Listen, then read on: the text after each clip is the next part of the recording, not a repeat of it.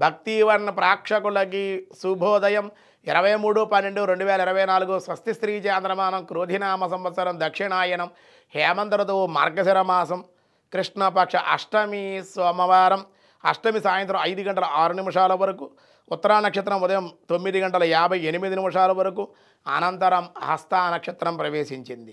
వర్జం రాత్రి 7:15 నుండి 9:01 వరకు దుర్ముహూర్తం మధ్యాహ్నం 12:20 నుండి 1:04 వరకు మళ్ళీ మధ్యాహ్నం 2:31 నుండి 3:15 వరకు కూడా దుర్ముహూర్తాలు. సూర్యోదయం 6:30 సూర్యాస్తమయం 5:27. అలాగే అమృత గడులు తెల్లవారు 5:52 నుండి 6:43 వరకు రాహుకాలం ఈరోజు ఉదయం 7:30 నుండి 9 వరకు రాహుకాలం. సౌభాగ్యయోగం రాత్రి 9:04 కౌలవం సాయంత్రం 5:06 తైతుల కరణం తెల్లవారుజామున 6:10. దినారంభ చక్రాన్ని బట్టి ద్వాదశ రాశుల వాళ్ళకి దినఫలాల్లో ఎలా ఉందో చూద్దాం. ముందుగా మేషరాశి వారి ప్రయాణ లాభాలు, బంధుమిత్రుల యొక్క కలయిక, ఆనందము. వృషభ రాశి కుటుంబ వాతావరణం అనుకూలం, సంతానం వల్ల మేలు కలిగే అవకాశం.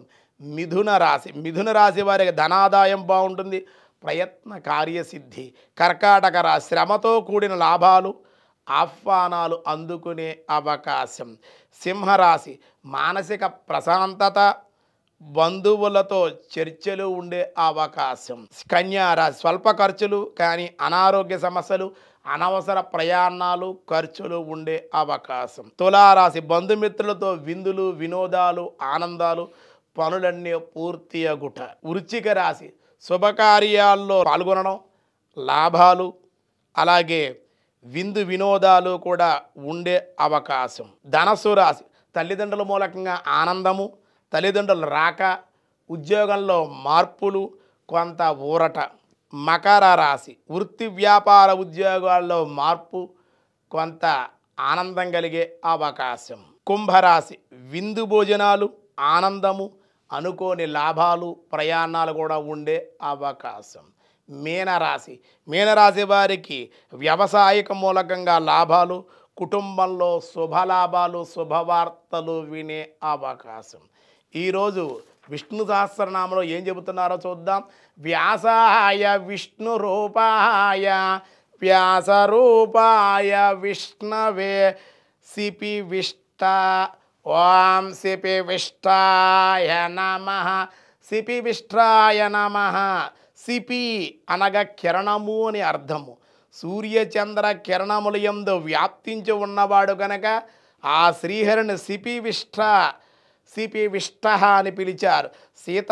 శీతలముగా నుండుట వలన, భగవంతుని శయనంపై ఉండుట వలన జలములకు ఆ జలాల స్వామి నిద్రించే జలాలకు అనే పేరు అన్నమాట, నామం కలిగినది.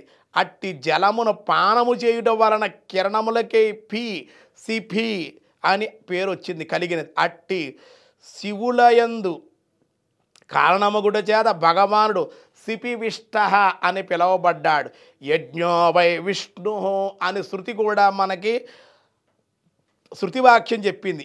యజ్ఞ పశువులందు ఆవహించి ఉన్నవాడగుట చేత సిపి విష్ట అనబడ్డాడు. ఇతడు సిపి అనగా యజ్ఞ పశువు అని కూడా అర్థం ఉంది అని మనకు అనేక అర్థాలు సిపి విష్టలో చెప్పారు. మూలార్థం కిరణము అనే అర్థం. సూర్యచంద్రుల కిరణాలు కలిగినటువంటి శ్రీహరి సిపి విష్ఠుడు అని కూడా మనకి చెప్పడం జరిగింది. మిగతా విషయాలు రేపు చూద్దాం. ఈరోజు స్వస్తి.